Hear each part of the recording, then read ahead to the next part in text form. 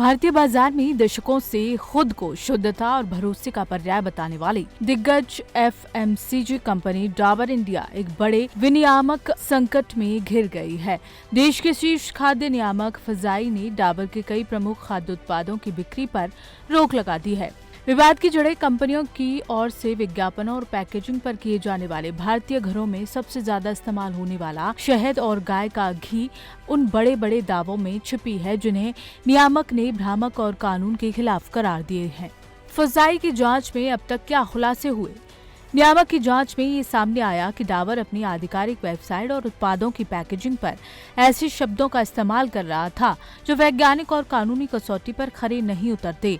भ्रामक लेबलिंग, उत्पादों पर 100% नेचुरल, 100% प्योर, 100% प्योरिटी गारंटेड और 100% ऑर्गेनिक के साथ 100% टेंडर कोकोनट वाटर जैसे लुभावने दावे छपे जा रहे थे। फजाई का स्पष्ट कहना है कि खाद्य विनिर्माण और पैकेजिंग में इस तरह के 100% दावे अस्पष्ट, असत्यापित और सीधे तौर पर उपभोक्ताओं को गुमराह करने वाले हैं। और इसके साथ ही ये पूरा मामला सिर्फ 100% लिखने तक सीमित नहीं है, बल्कि इसमें फूड सेफ्टी कानूनों की दो और बड़ी अनदेखी सामने आई है।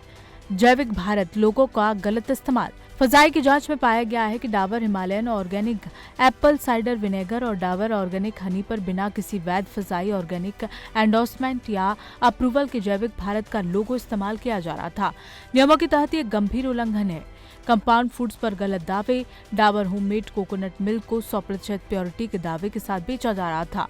बता दें कि एडवर्टाइजिंग एंड क्लेम्स रेगुलेशंस 2018 के अनुसार मिश्रित या कंपाउंड फूड्स पर इस तरह की 100% शुद्धता के दावे करने की अनुमति बिल्कुल नहीं है। ये कोई पहली बार नहीं है जब फजाई ने कंपनियों के विज्ञापनों पर आपत्ति जताई हो।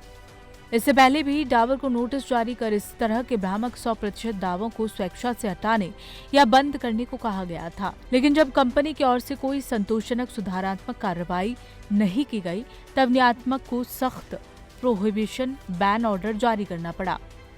फजाई के कड़े निर्देश और डाबर का रुख तत्काल रोका और 15 दिन का अल्टीमेटम दिया गया। फजाई ने डाबर को निर्देश दिया कि जिन जिन उत्पादों पर ऐसे भ्रामक दावे हैं उनकी बिक्री तुरंत रोक दी जाए।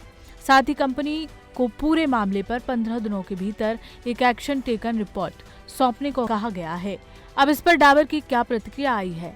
इस कार्रवाई के सामने आने के बाद डाबर की तरफ से बयान आया है कि उन्हें फजाई का नोटिस मिल गया है। वो अपनी वेबसाइट पर मौजूद कंटेंट और दावों की समीक्षा कर रहे हैं।